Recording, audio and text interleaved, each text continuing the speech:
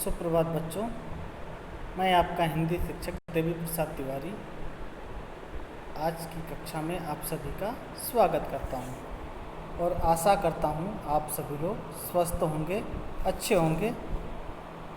आइए आज हम वसंत भाग 2 से पाठ 4 कठपुतली का अध्ययन करते हैं। कठपुतली पाठ के कवि हैं भवानी प्रसाद मिश्र जी। भवानी प्रसाद मिश्र का जन्म 29 मार्च सन 1914 ईस्वी को हुआ था। भवानी प्रसाद मिश्र गांधीवादी विचारधारा के प्रवर्तक थे, अर्थात गांधीवाद गांधी जी के प्रभाव से प्रभावित थे। हिंदी के प्रमुख 4 ताड़ सप्तकों में दूसरे ताड़ सप्तक के प्रमुख कवि के रूप में भवानी प्रसाद मिश्र जी का स्थान है। प्यार से लोग इन्हें भवानी भाई के नाम से बुलाया करते थे। इन्होंने स्वीकार किया है कि हमें कभी भी निराश नहीं होना चाहिए। निराश होने से हमारी सारी प्रगति, सारी उन्नति के मार्ग अवरुद्ध हो जाते हैं, रुक जाते हैं। इनकी रचनाओं में एक अलग सी अनुभूति होती है।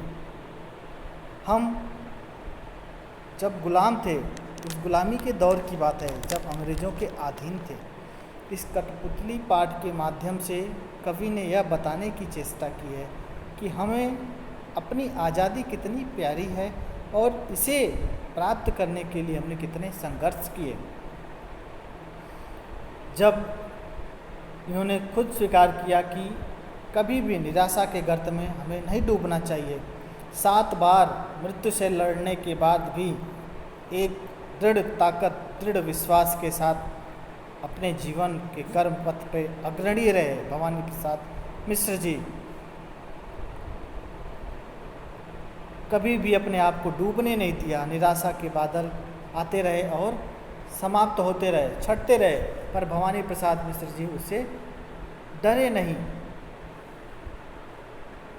जब इंदिरा गांधी के शासनकाल में आपातकाल लगा था, उस समय नित्य नियमित प्रतिदिन तीनों वेला सुबह, दोपहर और सायंकाल उठ करके काव्य रचना करते थे, कविता लिखा करते थे और बाद में वही कविता का संग्रह त्रिकाल संध्या के नाम से प्रकाशित हुआ। भवानी प्रसाद मिश्र को अनेक सम्मानों से सम्मानित किया गया। सन 1972 में हिंदी साहित्य अकादमी पुरस्कार से सम्मानित किया गया। बुनी हुई रस्सी नामक रचना पे यह सम्मान इनको दिया गया था। मध्य प्रदेश सरकार ने सन 1983 ईस्वी में मध्य प्रदेश का सर्वश्रेष्ठ सम्मान से इन्हें सम्मानित किया। भवानी प्रसाद की मृत्यु 20 फरवरी सन 1985 को हुई। तो आइए पढ़ते हैं प्रस्तुत पाठ कठपुतली।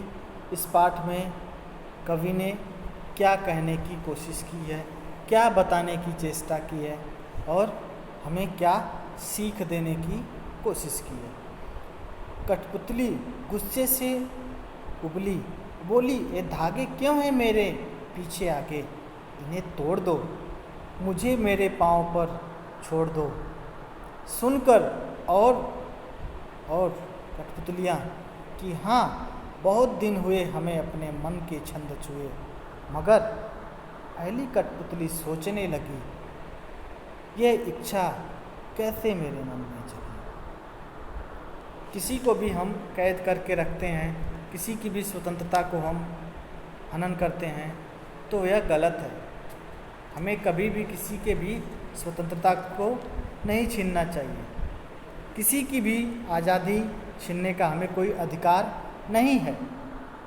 इस पाठ में आप देखिए कैसे जो है एक मनुष्य, एक व्यक्ति अपने हाथों के इशारे पे एक कठपुतली को नचा रहा है। जो व्यक्ति दूसरों के इशारे पर नाचते हैं वह जीवन में आगे नहीं बढ़ सकते। जब हम गुलाम थे अंग्रेज़ों ने हमें गुलाम करके रखा था, तो हमारी प्रगति रुक गई थी, हमारी उन्नति रुक गई थी, हम सफल आगे नहीं बढ़ पा रहे थे। परंतु वहीं जब हम आज़ाद हो गए तो हम अपने हिसाब से अपना जीवन जीना शुरू किया। इस कविता में कवि ने कठपुतलियों की स्वतंत्रता की इच्छा को व्यक्त किया है। एक तरह से यह बताना चाह रहा है कि हम सबको बंधन मुक्त रहना चाहिए, हमें बंधन में बंधने का शौक़ नहीं है। कोई भी अगर बंधन में बंधता है तो उसे वह बंधन प्रिय नहीं है। आपकी ही पुस्तक में पाठ 1 हम पंछी उन्मुक्त गगन के, कि पंछी भी पिंजड़े में बंद नहीं रहना चाहती है, वह चाहती है कि स्वतंत्र हो, आसमान में उड़े, आसमान में उड़ करके अपनी मनचाही वस्तुओं को प्राप्त करे। किसी को भी कैद करके रखा जाए तो गलत है, किसी की भी स्वतंत्रता का हनन किया जाए वह सही नहीं है। तो इस कठपुतली के माध्यम से कवि ने हमें यह सीख दी है कि कैसी जो है इच्छा कठपुतली के मन में उठ रही है, वह किस तरह से स्वतंत्र होने के लिए, अपने सपने को साकार करने के लिए, आने वाली चुनौतियों से लड़ने के लिए तैयार है। उसे गुस्सा आ रहा है, कठपुतली को गुस्सा आ रहा है, क्रोध आ रहा है कि धागे मुझे क्यों बांधे हैं, इस धागे से मुझे क्यों बांधा गया है, इन्हें छोड़ दिया जाए, खोल दो, मैं बंधन मुक्त रहना चाहती हूँ, मैं आज़ाद रहना चाहती हूँ, मैं अपने पैरों पे खड़ी होना चाहती हूँ, मैं दूसरों के इशारे पर नहीं नाचना चाहती, मुझे मेरे हालत पे छोड़ दिया जाए।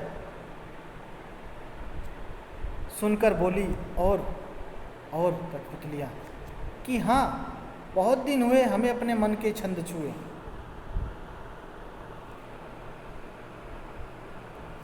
अन्य कठपुतलियाँ, दूसरी कठपुतलियाँ जब यह बात सुनी तो उन्हें लगा कि हाँ, यह बात सही है, बहुत दिन हो गया हमें अपने मन का कुछ नहीं किया, अर्थात हम जो है दूसरों के इशारे पर ही नाच रहे हैं। दूसरों के इशारे पर नाचने से हमें सुख नहीं प्राप्त हो सकता। सुख प्राप्त करना है तो हमें आज़ाद होना पड़ेगा। हम पराधीन हैं, दूसरों के अधीन हैं, और पराधीन सुख सपने होना ही। जो व्यक्ति पराधीन है, पराधीन मतलब पर मतलब दूसरों के अधीन, उस व्यक्ति को सुख प्राप्त नहीं हो सकता जब तक कि वह व्यक्ति आज़ाद नहीं हो जाता। इसलिए हर व्यक्ति को आज़ादी प्रिय है। दूसरों के इशारे पर कोई नहीं नाचना चाहता, दूसरों के इशारे पर कोई नहीं चलना चाहता, उसे दुख होता है। और ऐसे ही दुख कठपुतलियों को भी हुआ। वह विद्रोह कर देती हैं, वह चाहती हैं कि मुझे अपने पैरों पे छोड़ दिया जाए। सारी कठपुतलियाँ एक साथ विद्रोह कर देती हैं कि हमें हमारे हालत पर छोड़ दिया जाए, हम अपने पैरों पे खड़ा होना चाहते हैं, हम दूसरों के अधीन नहीं होना चाहते हैं। दूसरों के अधीन रह के गुलाम होके हम अपने मन की इच्छा पूरी नहीं कर सकते। कोई भी नहीं कर सकता, पशु पक्षी इंसान कोई भी हो, दुनिया का कोई भी प्राणी हो, जब तक वह पराधीन है, दूसरों के अधीन है, तब तक वह जीवन में कोई सुख प्राप्त नहीं कर सकता। वह दूसरों के कहे के हिसाब से ही चलता रहेगा। अतः अपना सुख होता है। इसलिए कठपुतलियाँ भी विद्रोह करती हैं, अपने आप को आज़ाद होने के लिए अपने पैरों पर खड़ा होना चाहती हैं। एक कठपुतली ने यह बात कही तो सबको यह बात अच्छी लगी, सब के सब एक स्वर में बोल उठी, हाँ यह सत्य है। जैसे कि हम जब गुलाम थे, अंग्रेज़ों के खिलाफ आवाज़ उठ रही थी, तो सारा देश, संपूर्ण देश एक साथ मिल गया और उन्होंने निश्चय किया, सब ने निश्चय किया कि हम कुछ भी हो जाए आज़ाद होंगे। सबकी एकता, सबका निश्चय ही था जो हम आज आज़ाद हो गए, अपने देश में चैन की सांस लेते हैं, खुली हवा में सांस लेते हैं।